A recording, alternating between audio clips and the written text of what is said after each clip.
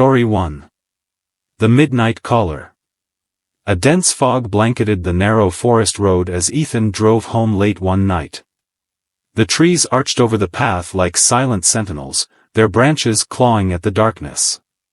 His headlights struggled to pierce through the mist, the occasional shadow flitting across his path. He was about to round a curve when he spotted her, a figure standing by the roadside, illuminated faintly by his high beams. She wore a dark coat and a scarf, her face partially obscured by the fog. Her posture was rigid, but her hand trembled as she raised it, signaling for him to stop. Ethan hesitated. It was an isolated stretch of road, far from any houses or towns. Something about her presence seemed out of place. But her hunched shoulders and the desperation in her gesture tugged at his conscience. Against his better judgment, he pulled over and rolled down the window slightly. "Are you all right?" he asked. She leaned closer, and he could see her face now, young, pale, with eyes that seemed to flicker like the distant stars. "I need a ride," she said, her voice soft but strained. "Just a few miles up the road." "Please." Ethan nodded reluctantly. "All right, get in." She slid into the passenger seat, bringing with her a faint scent of damp earth. "Thank you," she murmured, clutching her scarf tightly around her neck. Her fingers were smudged with what looked like dirt. As they drove, Ethan tried to make conversation. "What were you doing out here so late?" he asked. "Waiting," she replied, her gaze fixed on the road ahead. "For someone to help." Her voice was oddly detached, and Ethan couldn't shake the feeling that she was avoiding his eyes.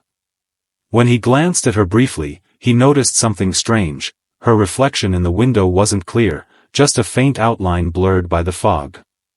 "What's your name?" he asked. "Lila," she answered, her voice barely above a whisper. "It's not far now." They drove in silence until she suddenly pointed. "There. That's the house." Ethan squinted through the fog and saw a dilapidated cabin at the edge of the woods. Its windows were boarded up, and the front door hung ajar, creaking softly in the wind. The place looked abandoned. "Are you sure?" he asked, his unease growing. "Yes," she said, her tone insistent. "I'll be fine from here." She opened the door and stepped out before he could protest. "Thank you," she said, turning to face him. For the first time, she met his eyes, and Ethan felt a cold dread settle in his chest. Her pupils seemed unnaturally large, swallowing the light. Before he could say anything, she turned and walked toward the cabin, disappearing into the shadows. The door creaked shut behind her. Ethan sat there for a moment, his heart pounding. Something was deeply wrong, but he couldn't pinpoint what. As he reached to adjust his rearview mirror, he froze. In the back seat, faintly visible through the fogged glass, was a handprint smeared across the inside of the window. But he had been alone in the car, hadn't he? His pulse quickened as he looked back at the cabin. The door was now wide open, swinging slowly, but Lila was nowhere in sight. Determined to get answers, Ethan got out of the car and approached the cabin. The air felt colder here, heavier. He pushed the door open further, revealing a dimly lit interior. The smell of damp wood and decay was overwhelming. On the floor lay an old photograph, its edges curled and faded. He picked it up and felt his blood run cold. It was a picture of Lila, standing in front of the cabin, but her face looked different. Dark circles framed her eyes, and her lips were twisted into a faint, unsettling smile. Behind her, standing in the shadows, was another figure. Taller. Faceless. Ethan turned to leave, but a voice stopped him. "You shouldn't have come back." He spun around, and there she was, standing in the doorway. Her scarf was gone, revealing deep, jagged marks around her neck. Her eyes were darker now, void-like, and her smile stretched unnaturally wide. "I just wanted to say thank you," she said, her voice echoing as though it came from far away. For bringing me home." Ethan stumbled backward, tripping over the threshold. When he scrambled to his feet and looked up, the cabin was gone. In its place stood a gnarled tree, its branches reaching out like skeletal arms. At its base, half buried in the dirt, was a headstone. His jacket was draped over it. Carved into the stone were the words, "Lila Marrow, 1992 to 2014. Beneath it, etched faintly as though by a trembling hand, was another line, "She always finds her way back." Ethan didn't wait to understand. He ran to his car, his breath visible in the freezing air. As he drove away, the fog seemed to close in around him, and in his rearview mirror, he could swear he saw her standing in the road again, her hand raised in a silent plea. Story 2. The Silent Watcher. The night was alive with celebration. Times Square glowed under a cascade of neon lights and confetti, as thousands gathered to welcome the year 2000. Emma, a young journalist, stood with her camera amidst the revelry, capturing the millennium's last moments. "Emma, you're seriously missing the fun." Laura shouted over the noise, her arms full of glowing party sticks. "I'll catch up. I need a few more shots for the magazine," Emma replied, focusing her lens on the lively crowd. Laura rolled her eyes. "Don't stay too long. Weirdos come out on nights like this." Emma laughed, but her smile faltered as she caught sight of something, or someone, in her peripheral vision. A tall man in a black coat and wide-brimmed hat stood motionless a few feet away. His pale, piercing eyes were locked on her. "Hey, Laura," Emma turned to call her friend, but when she looked back, the man was gone. She shook her head. "It's just the energy of the night. Crowds are weird." An hour later, as the countdown to midnight approached, Emma saw him again. This time, he was closer. She felt the prickle of his gaze on her neck before she even spotted him. "Laura, can we talk?" Emma grabbed her friend's arm and pulled her aside. "What's with the dramatics?" Laura laughed, but her expression turned serious when she saw Emma's face. "What's wrong?" "There's a guy. He's been watching me all night. I think he's following me." Laura's eyes darted to the crowd. "Where?" "There." Emma pointed, but the man wasn't there anymore. Her stomach dropped. He was just standing there. "I swear, I'm not imagining it." Laura sighed. "You've been working too hard. It's Times Square. Everyone's bumping into everyone. Relax. Let's go celebrate." Emma forced a nod, but her hands trembled as she gripped her camera. At midnight, as the crowd erupted in cheers and fireworks exploded overhead, Emma felt a hand brush her shoulder. She spun around, heart pounding. No one was there. "Emma." Laura reappeared, laughing. "What's wrong now?" "I felt someone touch me." "Girl, it's crowded. Probably just some drunk idiot. Let's go home." "You're freaking yourself out." Emma hesitated but finally agreed. They caught a cab and returned to their apartment. As they entered, Laura flipped the light switch. The bulbs flickered but didn't turn on. "Power outage?" Laura muttered, fumbling for her phone. "That's eerie." "Wait," Emma said, her voice sharp. "I left the lights on before we left." "You're sure?" "Positive." Using their phone flashlights, the women scanned the living room. Nothing seemed out of place until they heard a faint creak from the bedroom. Both froze. "Stay here," Emma whispered, grabbing a heavy candlestick from the coffee table. "Like hell I'm staying here." Laura hissed, following close behind. "We stick together." They approached the bedroom door, which was slightly ajar. Emma pushed it open slowly, her breath catching as the beam of her flashlight swept across the room. The bed was made, perfectly. But Emma distinctly remembered leaving it unmade that morning. On the pillow sat a black box. Don't touch it, Laura whispered. Emma ignored her and lifted the lid. Inside was a Polaroid of the two of them at Times Square, confetti swirling around them. The image was harmless, except for one detail. The man in the black coat was in the background, his eyes fixed on Emma. "Oh my God," Laura gasped. "Emma, what is this?" "I don't know."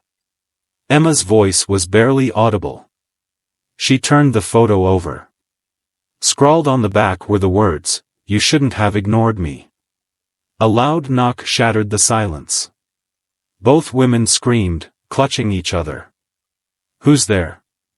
Laura yelled, her voice trembling. The knocking stopped.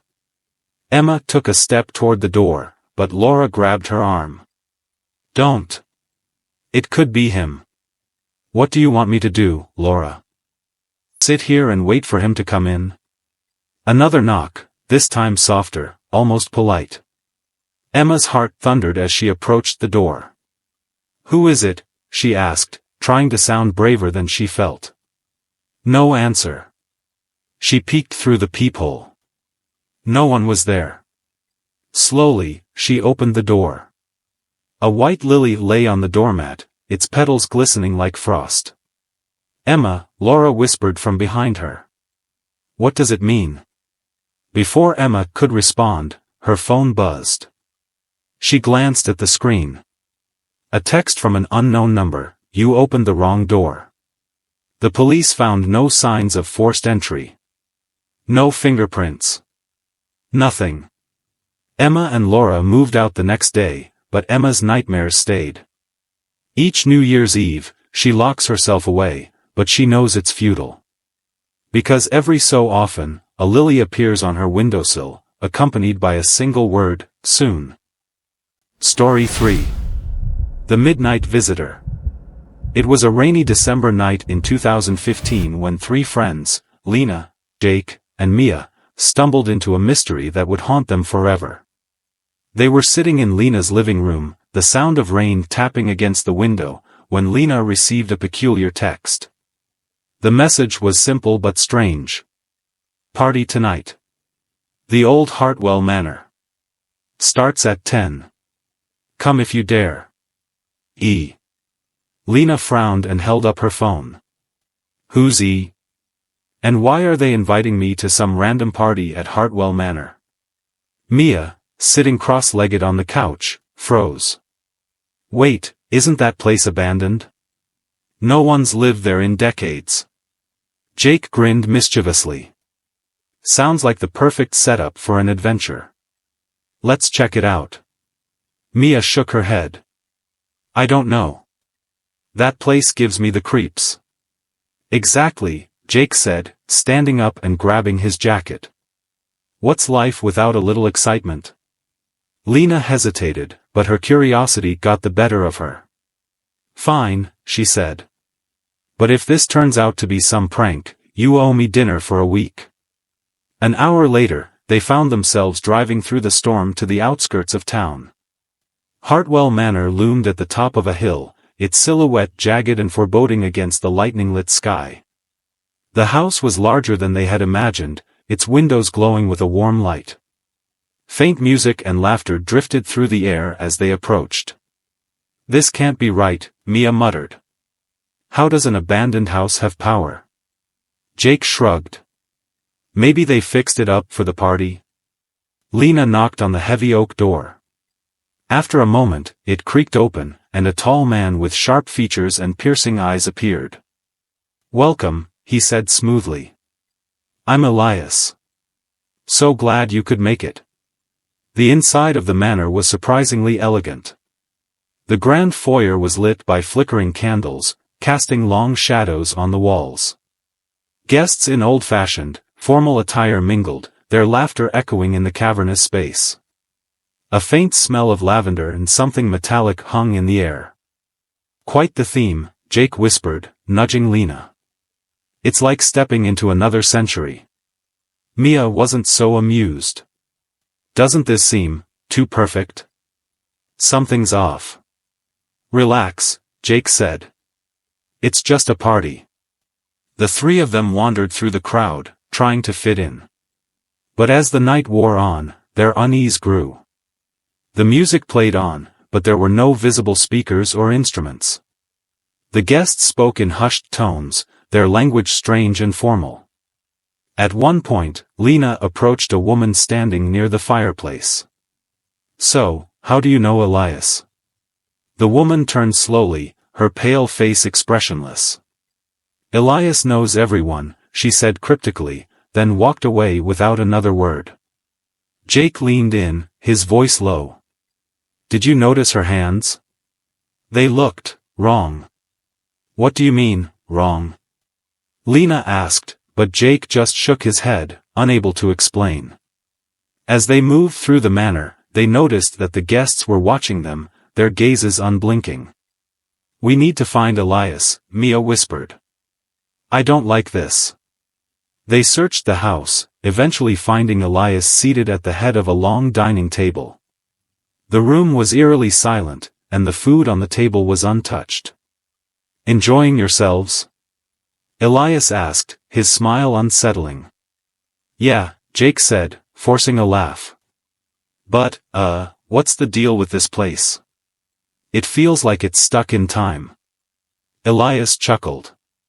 "Time is relative here," he said, his voice smooth but chilling. "You'll understand soon enough." Before they could respond, candles flickered, and the room plunged into darkness. When the lights returned, Elias was gone. Panic set in as they realized the guests had disappeared too. The grand foyer, once lively and warm, was now cold and empty. "This isn't possible," Lena whispered. "Where is everyone?" They turned to leave, but the front door wouldn't budge. Suddenly, the sound of footsteps echoed behind them. They spun around to see the guests standing in the shadows, their pale faces glowing faintly. "Come back," Elias's voice called from somewhere unseen. "The party isn't over." Jake grabbed a candlestick from a nearby table, holding it defensively. "Stay back," he shouted, but the figures only moved closer, their movements unnaturally smooth. Desperate, they fled through a side door, stumbling into the foggy garden outside. The mist was thick, and they could barely see a foot in front of them. The laughter of the guests echoed faintly, as if coming from every direction. When they finally reached the car, they found the windows fogged over. Jake fumbled with the keys, his hands shaking. Come on, he muttered. As they piled into the car, Mia screamed. Written on the fogged window was a single word, stay. Jake started the engine, and they sped down the hill, the manor disappearing into the fog behind them. Back at Lena's apartment, they sat in silence, their faces pale. What the hell just happened? Mia whispered. I don't know, Lena said, shaking her head. But we're never going back.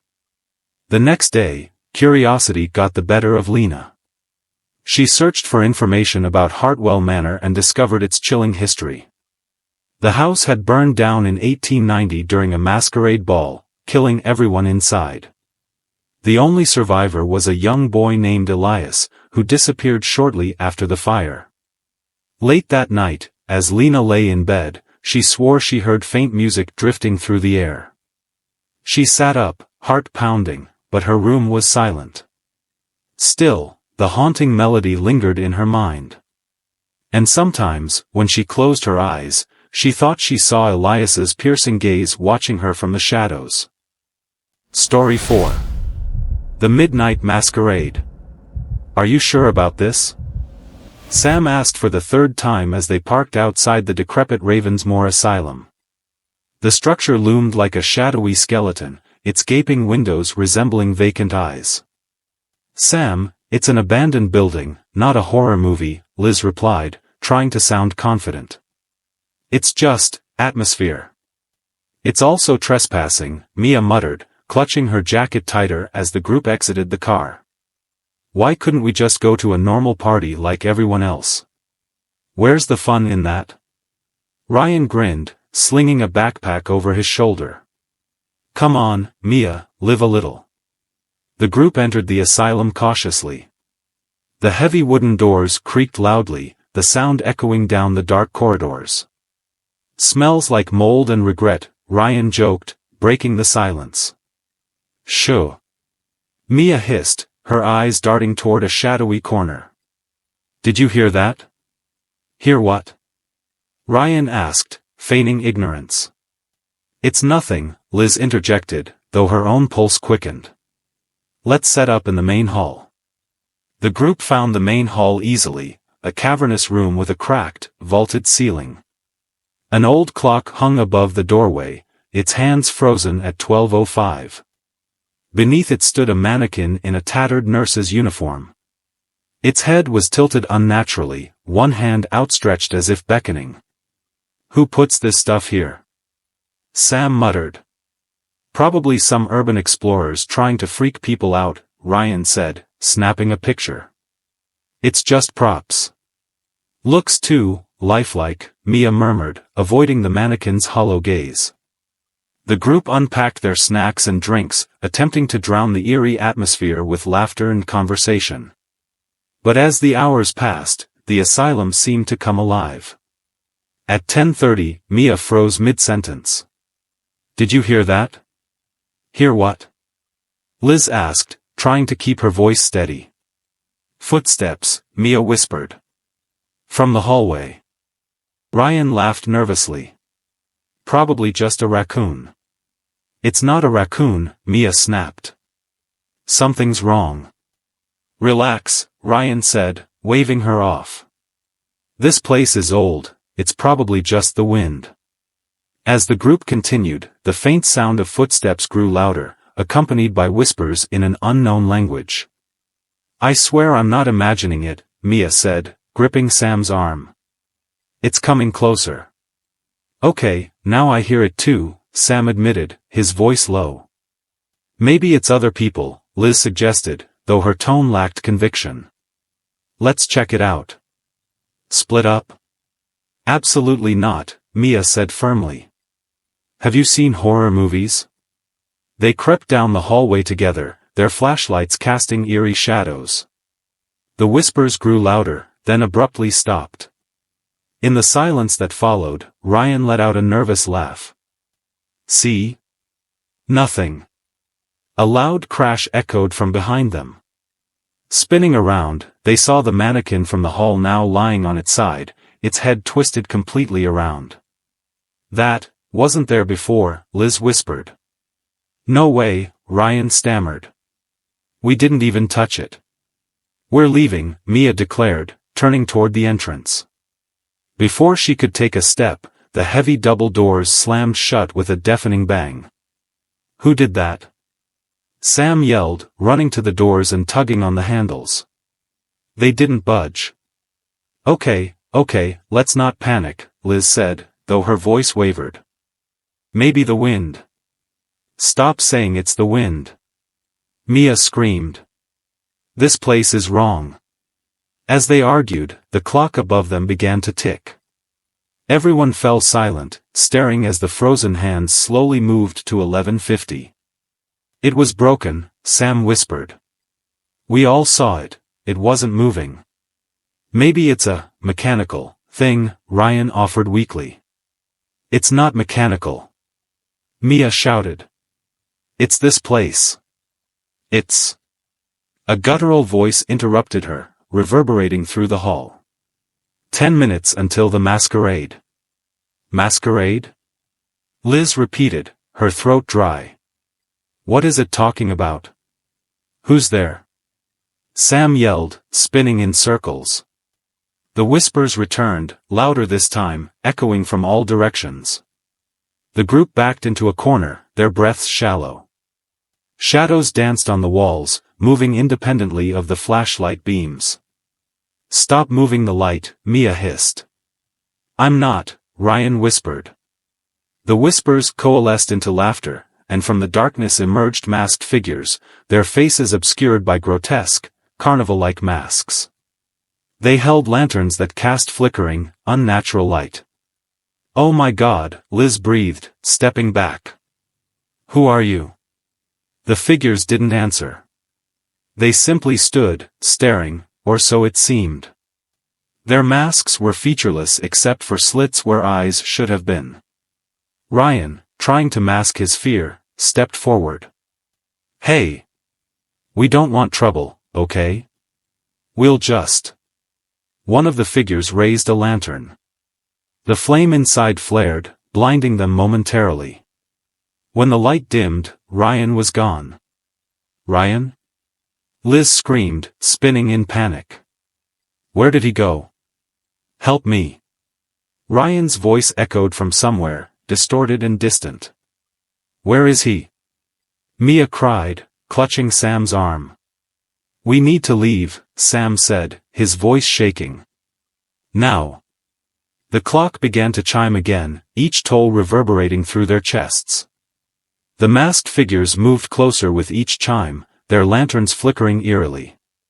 "Stay together," Liz shouted, grabbing Mia's hand. 5 minutes until the masquerade, the guttural voice intoned again, shaking the walls.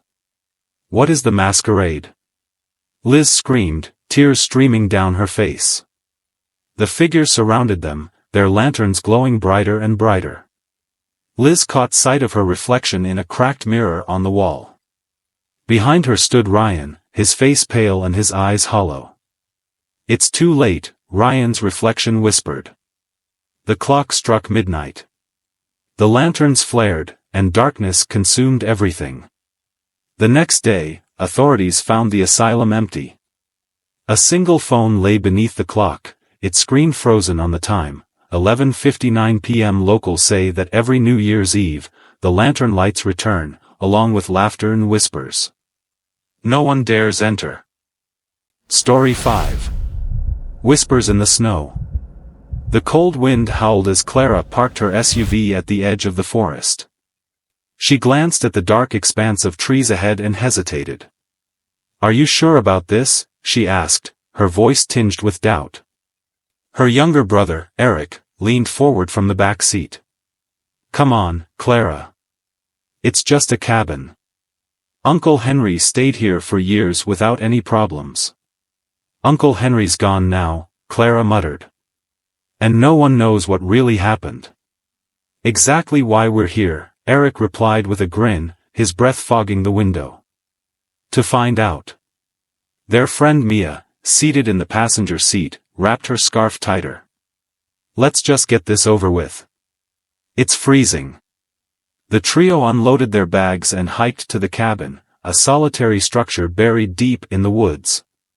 Snow began to fall, soft and silent, as they reached the porch. Clara's heart sank as she noticed the door slightly ajar.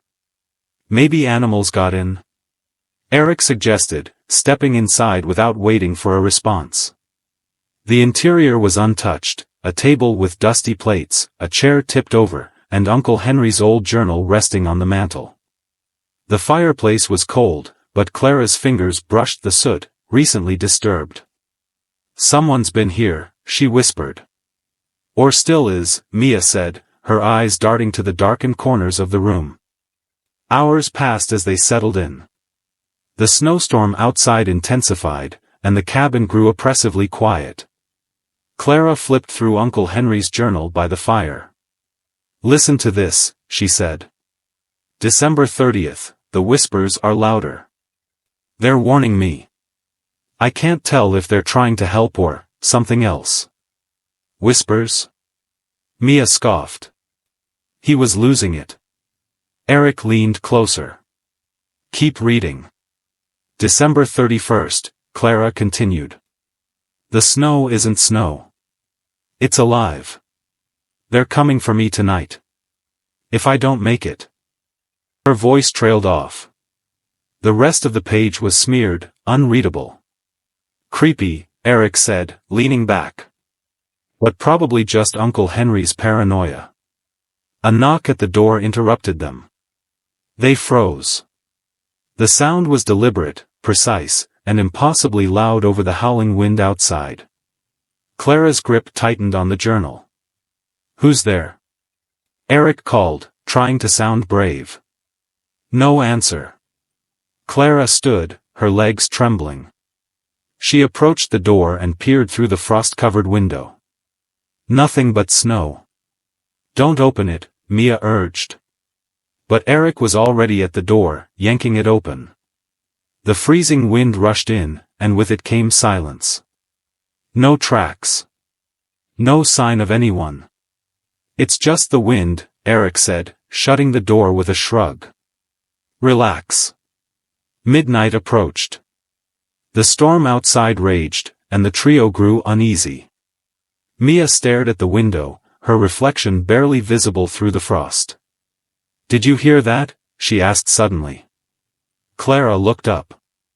Hear what? A voice, Mia whispered. From outside. Eric laughed nervously. You're imagining things. But then they all heard it, a faint whisper, like a breath against the window. Clara grabbed a flashlight and cautiously moved toward the door. Clara, don't, Mia pleaded. Ignoring her, Clara stepped outside. The snow fell heavier now, muffling all sound.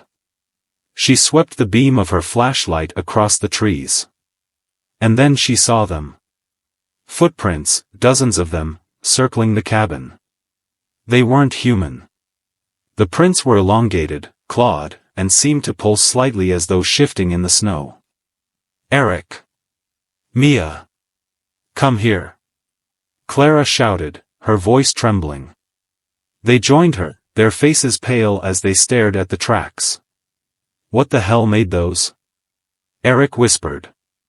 A low, guttural laugh echoed through the forest. The sound came from everywhere and nowhere at once. They rushed back inside and bolted the door. The whispers grew louder, more insistent, surrounding the cabin.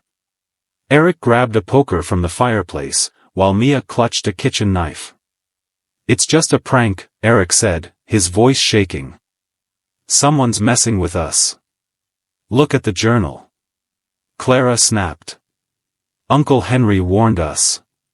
Yeah. Well, he's not here now, is he? Eric shot back. What do you want us to do, Clara? Sit here and wait for, whatever that thing is? We need to stay calm, Mia interjected. Panicking won't help. Panicking? Eric hissed. You saw those tracks. You heard that laugh. Tell me what the hell we're supposed to do. Before anyone could respond, the lights flickered and went out. The fire sputtered, leaving them in near darkness. The whispers turned into words, though none of them could understand the language. It was alien, guttural, and filled with malice. What are they saying? Mia whispered, her voice barely audible. Clara shook her head. I don't know, but it's getting closer. Something pounded on the roof. The ceiling groaned under the weight. It's on top of us, Mia whimpered. Okay, Eric stammered, pacing back and forth. What do we do? We can't just sit here. The pounding stopped. Then, a voice spoke, clear and sharp, cutting through the cacophony. Midnight. The front door flew open, and snow poured in, extinguishing the last embers of the fire. Clara screamed as a shadowy figure stepped inside. It was tall and formless, its features shifting as though made of the storm itself. Its eyes, or what should have been eyes, burned like embers. Eric swung the poker, but it passed through the figure like smoke. The entity pointed a clawed hand at Clara, its gaze piercing her soul. The debt must be paid, it rasped. Blood for blood. What does that mean? Eric shouted, stepping between Clara and the figure. What do you want from us? The figure turned its head unnaturally toward him, its voice dropping to a whisper. It is not your place to ask. Mia sobbed, clutching Clara's arm. Please, just leave us alone. We don't know anything about a debt. The figure's form began to dissolve into swirling snow, but its voice lingered. You carry his blood. You carry his sins.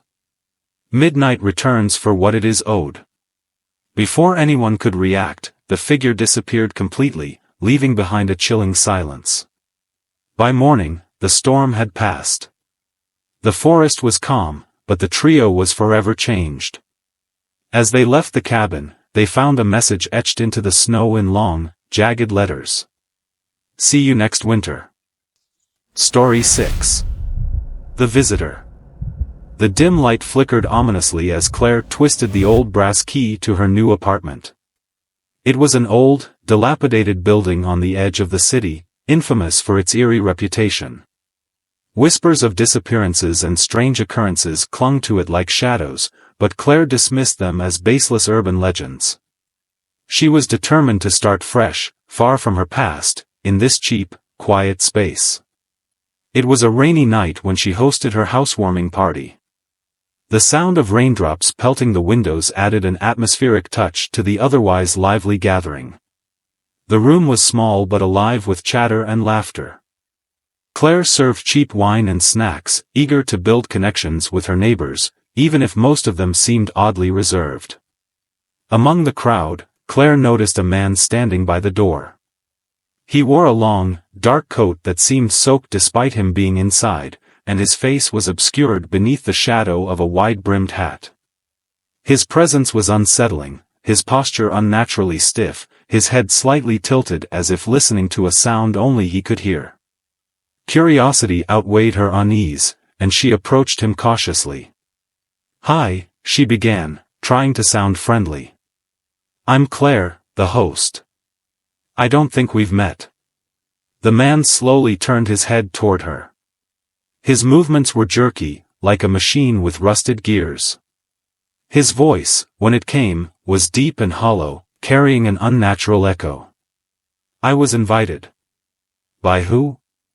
Claire asked, her brows furrowing. He didn't answer. Instead, he tilted his head further, the brim of his hat lifting slightly to reveal pale, unblinking eyes that seemed to pierce right through her. She swallowed hard. "Well, enjoy the party," she managed, backing away. She turned to one of her neighbors, an older woman named Mrs. Pritchard.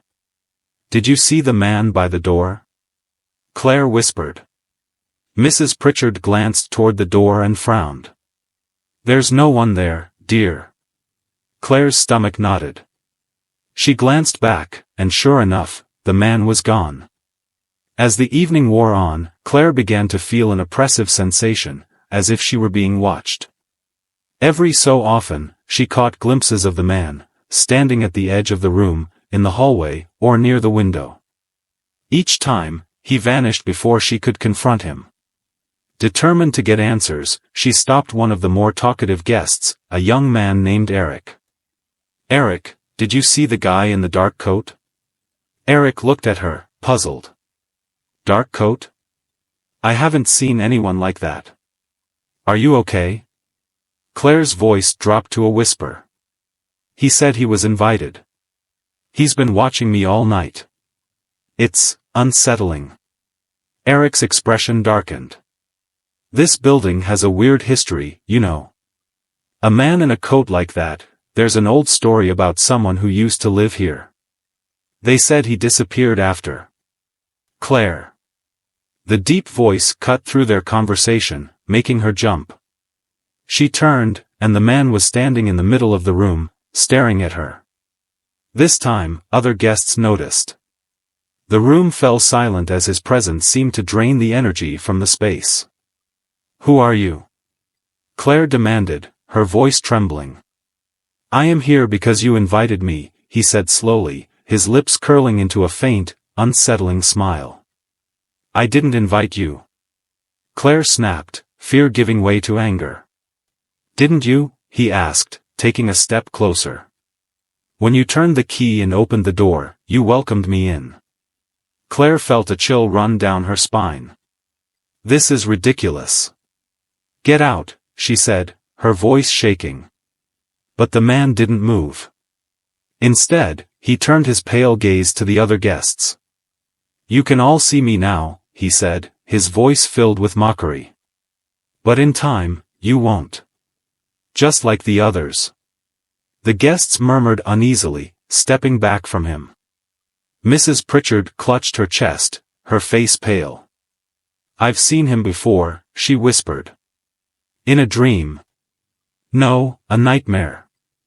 The man tilted his head toward her. Not a dream, Mrs. Pritchard. A memory. The room erupted into chaos. Some guests rushed for the door, only to find it wouldn't budge. The man laughed, a deep, hollow sound that seemed to echo from the walls themselves. You can't leave, he said. Not until I'm done. What do you want? Claire shouted, her voice breaking. He turned back to her, his expression unreadable. To show you the truth, he said. About this place. About yourself. Suddenly, the lights flickered, and the room was plunged into darkness. Panicked voices filled the air, but Claire felt something cold brush against her arm. She screamed. When the lights came back on, the man was gone, but the room was in disarray. Furniture was overturned, and the guests were huddled together, trembling. As the party ended and the last guests left, Claire stood alone in her apartment, her heart racing. She couldn't shake the feeling that he was still there, watching her. She approached the door, planning to lock it for the night, but stopped when she saw the wet footprints leading from the door into her bedroom. At the end of the trail, scrawled in dark, dripping letters on her bedroom wall, were the words. You can't escape me. Story 7. The Forgotten Ward. My name is Ethan Ward, and my story begins in a place where time stands still. I've been consigned to the fifth plane of torment, a realm where despair clings to your soul like a second skin. This is not the fiery pit you might imagine, no flames or brimstone here. Instead, it's a sprawling, decrepit hospital, forever shrouded in a sickly green light. Each hall stretches infinitely, the walls pulsating as if alive, and every door I open leads me back to the beginning. This place punishes those who abandoned their humanity for ambition, who crushed others beneath their heels in pursuit of power. I was once a surgeon, one of the best, or so I thought. People trusted me with their lives, and I wielded that trust like a scalpel, cutting away any obstacle to my success. But here, I am no savior. I am the patient, and the hospital itself is my tormentor. It started on a rainy evening. I was on my way home after a grueling 18-hour shift. The city was suffocating under a heavy fog, and my car's headlights barely pierced the gloom. That's when I saw it, a flickering neon sign above an unassuming building tucked into a side street I didn't remember. Eterna Clinic, Life Everlasting, it read. The slogan was absurd, but something about the building drew me in. I parked, thinking perhaps I'd stumbled upon some bizarre medical facility. Inside, the air was unnaturally cool. A receptionist, unervingly serene, greeted me with a smile that didn't reach her eyes. Welcome, Dr. Ward. We've been expecting you, she said. I hadn't given my name. Expecting me? I think you've made a mistake. I was just. No mistake, doctor. Please, follow me. I should have left. I should have turned around and driven away, but something compelled me to stay. Her words felt like commands etched into my mind. I followed her down a corridor that seemed far too long for the building's exterior. The walls were lined with portraits of surgeons, their faces blurred as though smeared by unseen hands. The receptionist led me to an office where a man sat behind an oak desk, his fingers steepled. He introduced himself as Dr. Elias Greaves, the clinic's founder. Dr. Ward, he said, his voice silky smooth, your talents are wasted in the mundane world. Here, we offer something extraordinary. What exactly do you offer? I asked, uneasy. He gestured to a cabinet filled with glowing vials.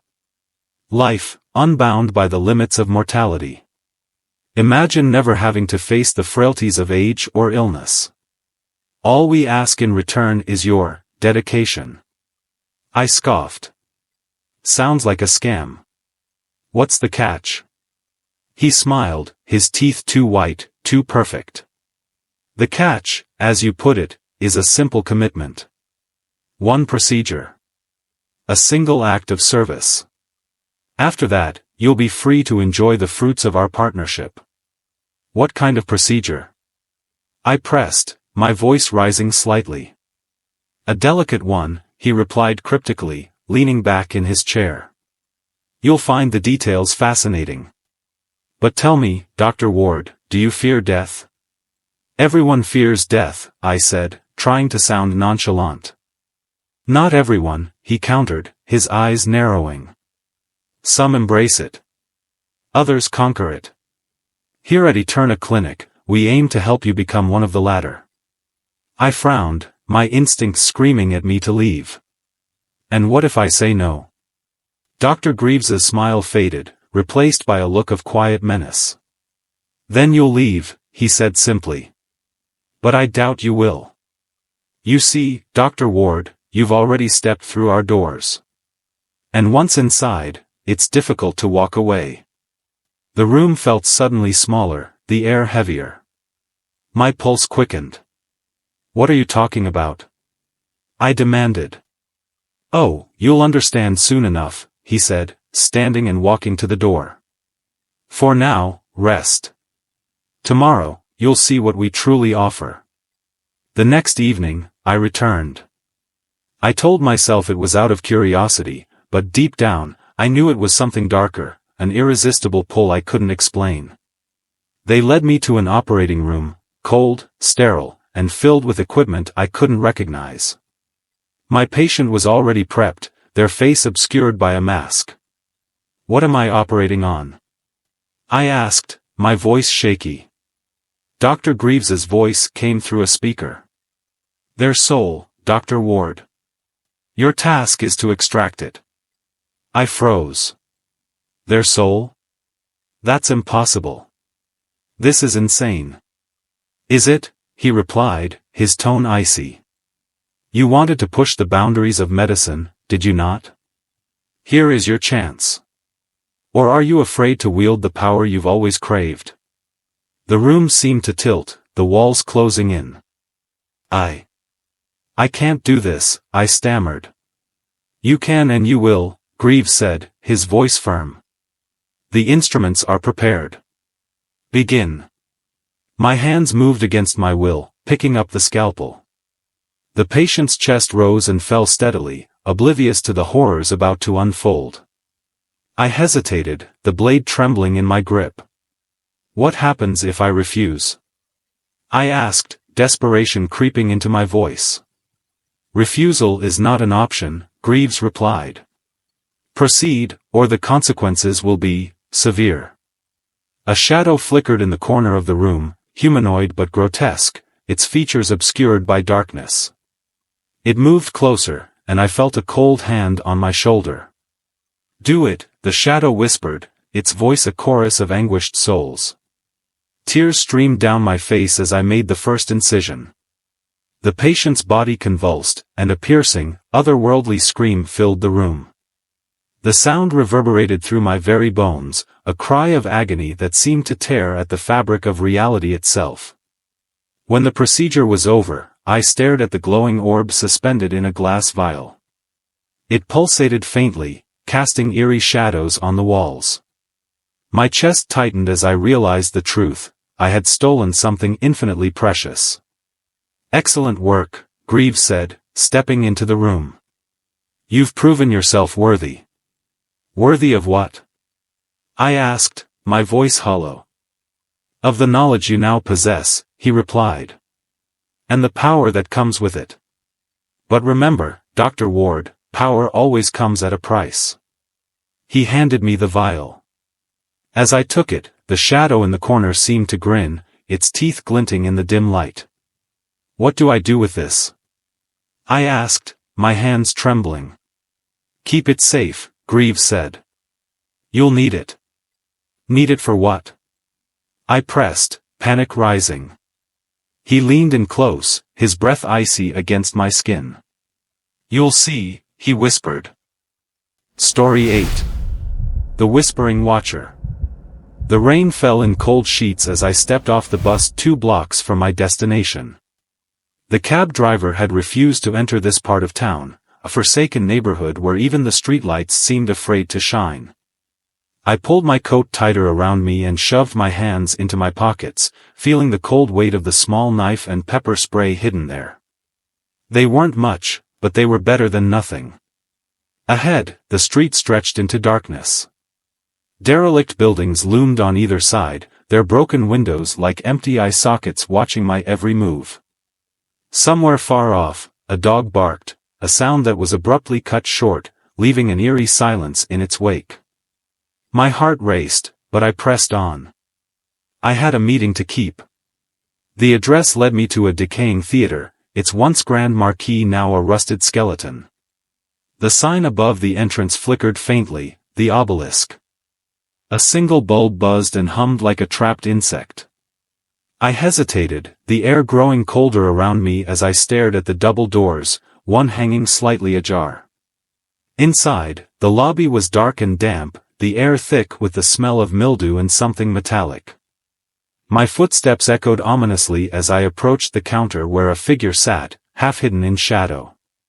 He was an older man, his face lined like cracked leather. His eyes, though dulled by age, gleamed with a malevolent intelligence. "Carter," he rasped, his voice as dry as old parchment. "They're expecting you."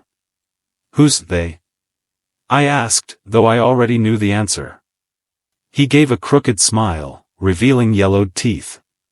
"The Watcher will explain. Room 22. I nodded, my throat too dry to respond, and made my way up the creaking staircase. Each step groaned beneath my weight, and I felt the building's age pressing down on me like a living thing. When I reached the second floor, the hallway stretched out before me, lined with doors marked only by peeling numbers. I stopped in front of 22, my hand hovering over the handle. Before I could knock, a voice came from within, smooth and cold. "Come in, Mr. Carter." I pushed the door open. The room was dimly lit, a single lamp casting long shadows across the walls. At the far end, a man sat in a high-backed chair. He was dressed impeccably in a black suit, his face pale and angular. His eyes, dark, endless pools, seemed to see through me.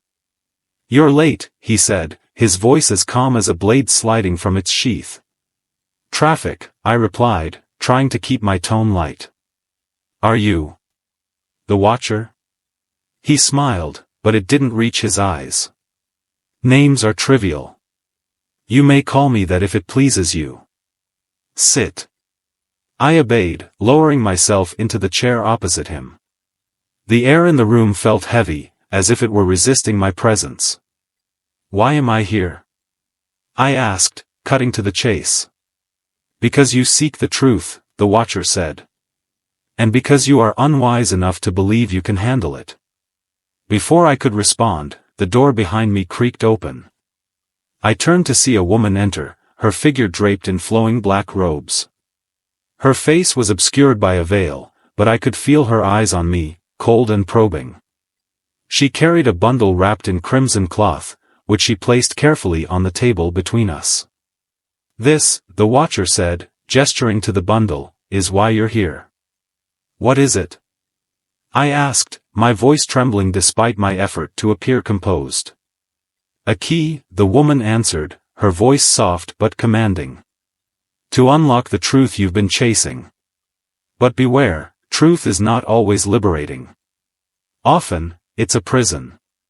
I stared at the bundle, my curiosity battling with a deep, primal fear. Slowly, I reached out to touch it, but the Watcher's voice stopped me. "Not yet," he said. "First, you must understand the cost." The woman stepped closer, and I felt the air grow colder. "You've heard of the Shadow Society, have you not?" she asked. I nodded. "Urban legend. Vigilantes with supernatural powers." "Not legends," she said sharply. "Real. And far more dangerous than you've imagined." The Watcher leaned forward, his dark eyes boring into mine. "We once sought justice, Carter. We believed we could use our abilities to cleanse this city of its filth. But power has a way of corrupting even the noblest of intentions. What happened? I asked. We found something, the Watcher said. Or rather, it found us. A presence. A force beyond comprehension. It offered us strength, but at a price. What kind of price? I pressed. He didn't answer. Instead, he gestured to the bundle. Open it. With trembling hands, I unwrapped the crimson cloth. Inside was a mirror, its surface black as obsidian. As I stared into it, the room seemed to fade away. Shadows moved within the glass, twisting and writhing like living things. A voice whispered in my mind, a sound so alien it made my skin crawl. Carter, it hissed. You seek the truth, but are you prepared to pay the price? I tore my gaze away, gasping for air. What is this? A fragment of the force we encountered, the Watcher said. It shows you the truth, but it demands something in return. And what does it want from me? I asked, my voice barely a whisper. The woman stepped forward. That depends. What are you willing to give? The question hung in the air, heavy and suffocating. I looked at the Watcher, then back at the mirror. The shadows within it seemed to grow darker, reaching toward me like grasping hands. No, I said, shaking my head. I won't do this. The Watcher's smile returned, colder than before. You already have. Before I could protest, the mirror's surface rippled, and the room was swallowed by darkness. I felt myself falling, the whispers growing louder until they were a deafening roar. Images flashed before me, blood, fire, faces I didn't recognize screaming in agony. And then, silence. When I awoke, I was lying on the damp pavement outside the theater. The rain had stopped, and the streets were eerily quiet. The building behind me was dark, the marquee blank. I stumbled to my feet, my mind reeling. In my pocket, my phone buzzed. I pulled it out to find a single message from an unknown number. Welcome to the truth. This is only the beginning. I looked back at the theater, but it was gone, replaced by an empty lot. The whispers still echoed in my mind as I walked away, knowing that I had crossed a line I could never uncross. Story 9. The Sixth Door, Extended Dialogue Version. Edward stumbled into the dimly lit 7-Eleven, the bottle of whiskey still clenched in his hand. His heart pounded in his chest, and his mind raced as he tried to shake off the feeling of the woman's eyes boring into him. The air inside the store felt heavy, thick with an unnatural chill, as if something was pressing in from all sides. He walked to the counter, trying to look as casual as possible, though his hands trembled. The store clerk, a middle-aged man with a weary expression, glanced up from behind the counter. Rough night? He asked, his voice hoarse. Edward forced a smile, though it felt like the muscles in his face weren't his own. Just a little, off tonight. The clerk nodded knowingly, but his eyes seemed distant, almost as if he wasn't truly seeing Edward. City's got a way of doing that to people. Feels like you're walking in someone else's shoes, doesn't it? Edward didn't reply. He couldn't explain it. There was something wrong with the city. Something wrong with him now. Just as he handed the money to the clerk, the door behind him creaked open.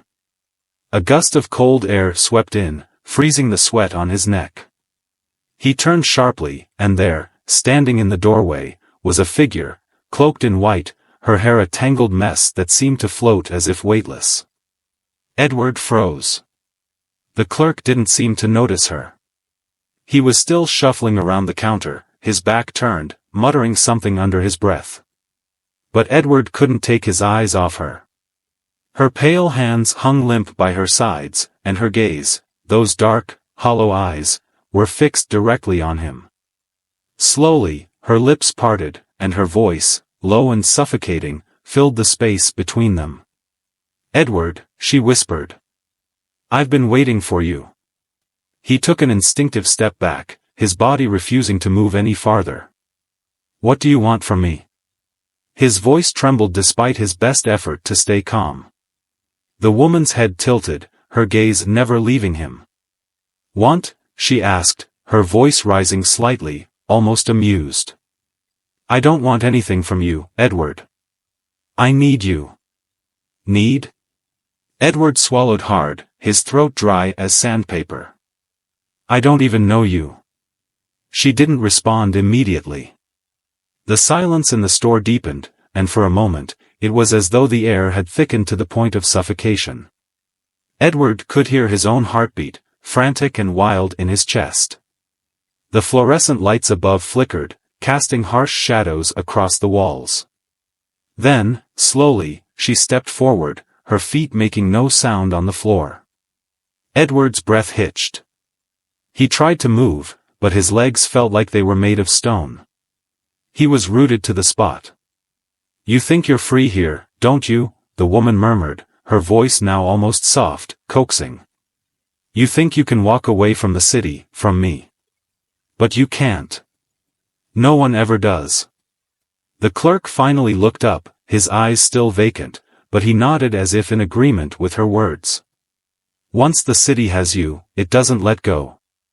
His voice was hollow, as if he wasn't speaking to Edward, but to someone else entirely. Edward's heart skipped a beat. What are you talking about? He stammered, panic rising in his chest. What do you want from me? The woman's lips curled into a thin, almost pitying smile. What I want isn't what matters, she whispered, her voice now carrying a chilling certainty. What matters is what you want. You wanted to run away, to forget your past. But it's here, Edward. It's always been here. Suddenly, her eyes locked onto his with an intensity that felt like a physical blow. You can't escape your past, Edward. You never will. You'll always be drawn back.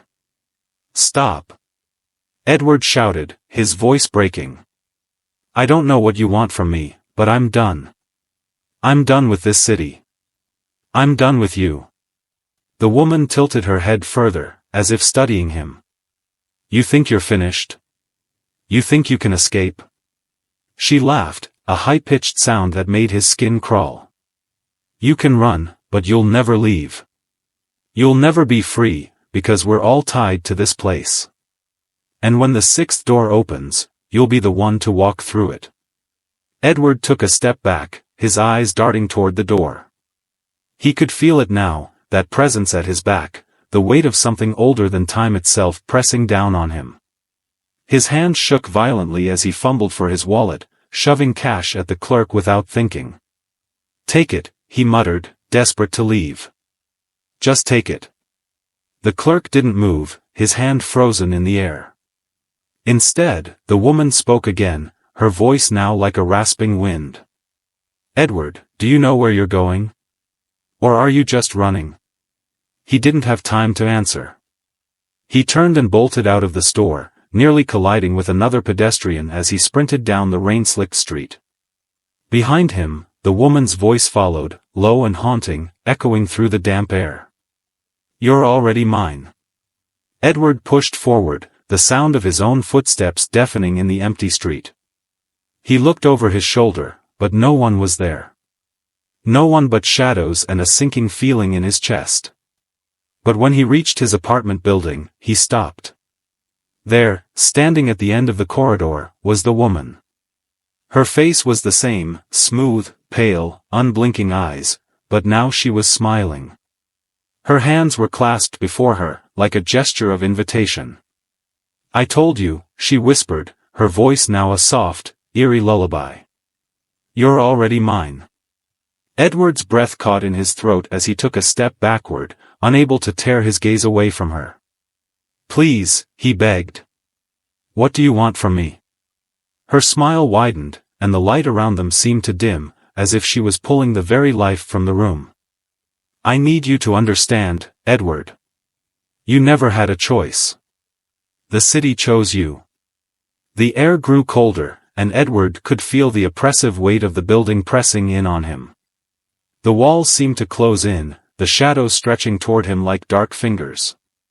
No. I'm not. I don't. You are, she interrupted, her voice now a growl. You're part of this. You always have been. Edward turned, running as fast as his legs would carry him, up the stairs, past the empty floors, to the safety of his apartment. But even as he reached the door, he knew it wouldn't matter. She would be there.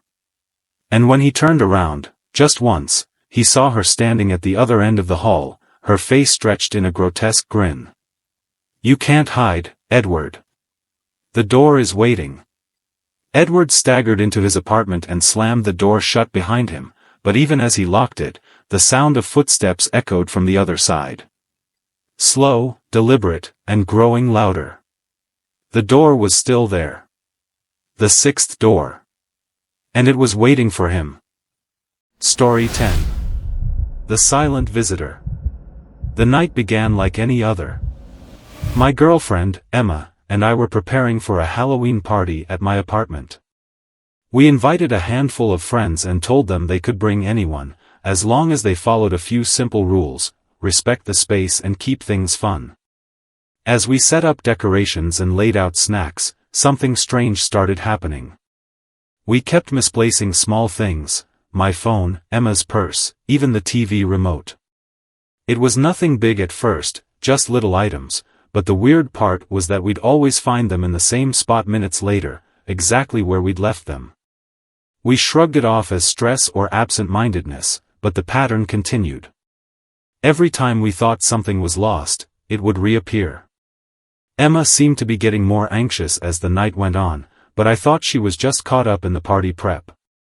The first guests arrived around 8:30, just as we finished setting up. Some faces I knew, others were strangers, friends of friends. There was a buzz in the air, the kind that only Halloween parties bring: laughter, costumes, music. Yet, in the back of my mind, something felt off. The hour passed, and we were about to settle in for a round of pumpkin roulette when Emma pulled me aside. Have you seen the necklace I was wearing? She asked, her voice tense. I glanced around. I haven't. You had it just a minute ago, right? Emma's eyes darted nervously to the crowd.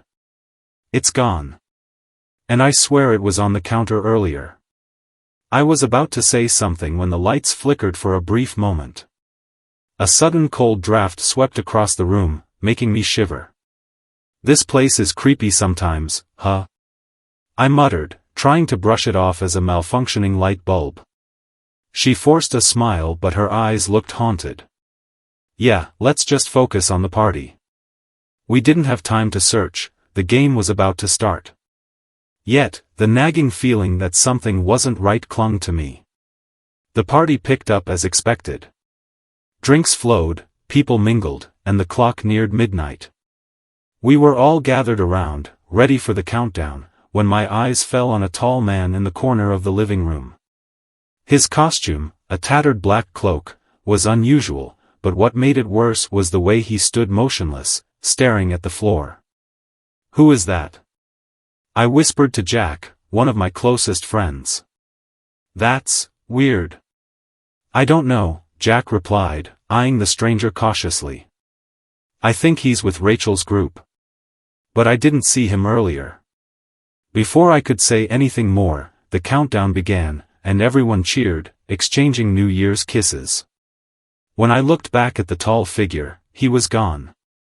I felt a chill run down my spine, but I pushed it aside, chalking it up to the excitement of the night. Did you see that guy? I asked Emma, turning to her. The one in the black cloak? She looked uneasy. Yeah, I noticed him. Where did he go? I don't know, I muttered, glancing around. That's strange. I didn't even hear him leave. Around 2 a.m., the party started winding down. People drifted off to grab their coats, and the apartment grew quieter. Emma and I began cleaning up, but something was nagging at me. The nagging thought about the missing necklace, something didn't sit right. As I walked through the apartment, checking the rooms for any signs of trouble, I realized something was off. Emma's bag was gone. And my watch. The one I always kept on the coffee table. Emma, I called, my voice tense. Something's wrong. Check the surveillance footage. We quickly ran to the living room, where I had set up cameras in key areas for security. We fast-forwarded through the footage, hoping to spot anything unusual.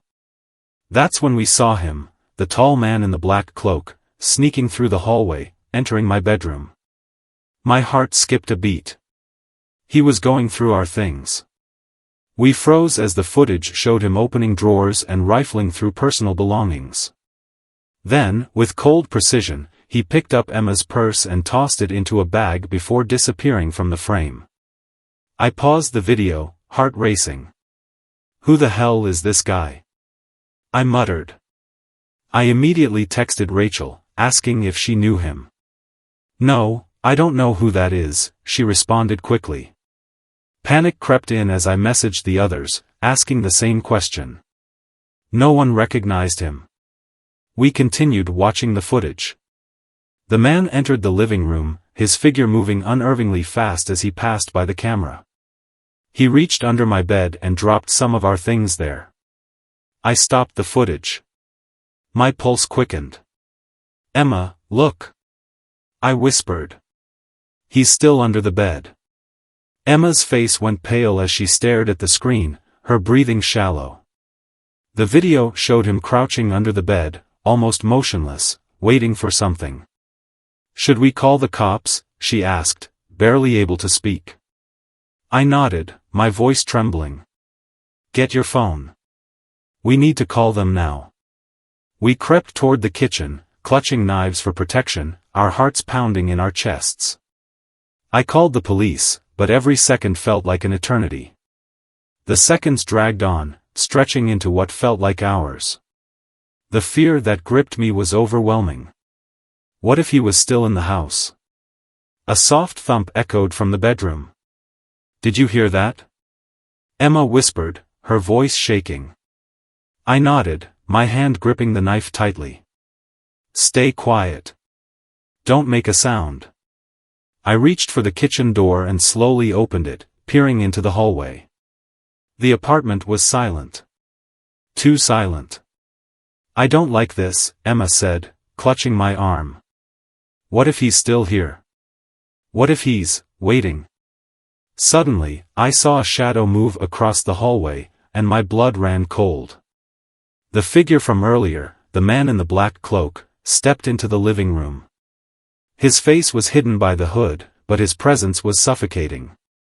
He was moving deliberately, methodically, almost as though he knew we were watching.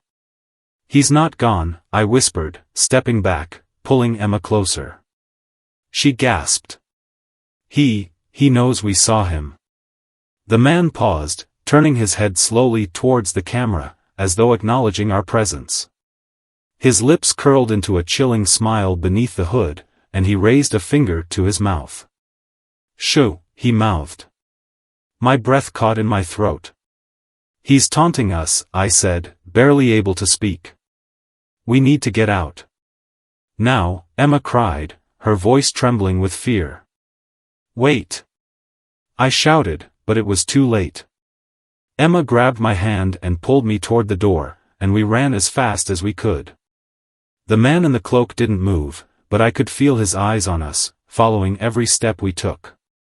We burst into the hallway, the air thick with dread. We slammed the door behind us and rushed to the front door. When the police arrived, we led them to the bedroom. The man was gone. The window was wide open. The intruder had vanished, leaving only the eerie remnants of his presence. Our things were gone, but worse, there was no trace of him. I'll review the footage, the officer said, taking my phone. We'll look into it. But despite their efforts, the man was never found. The police ran his face through the system, but it came back with no hits. There was no sign of him, no record, nothing. It was as if he had never existed. And as for the missing necklace? We never found it.